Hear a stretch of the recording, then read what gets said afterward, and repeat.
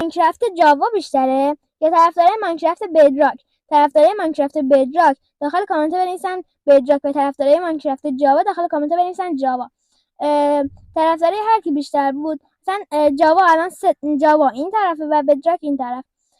اگه اینجا 3 تا پر شد از طرفدارای جاوا، من این مخبزه ها رو بزرگتر میکنم تا جاوا بیشتر باشه. و اگه اینجا 2 تا چیز شد، 3 تا چیز شد، من 2 تاشون رو دیگه بزرگ میکنم دیگه. حتما نظرتون داخل کامنت بنویسید. خیلی دوستتون دارم. فعلا خدافظ. ماینکرافت جاوا بیشتره یا طرفدارای ماینکرافت بدراک؟ طرفدارای ماینکرافت بدراک داخل کامنت بنویسن بدراک و طرفدارای ماینکرافت جاوا داخل کامنت بنویسن جاوا.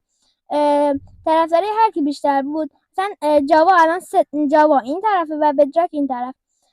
اگه اینجا 3 تا پر شد از طرفدارای جاوا، من این مخبزه ها رو بزرگتر میکنم تا جاوا بیشتر باشه.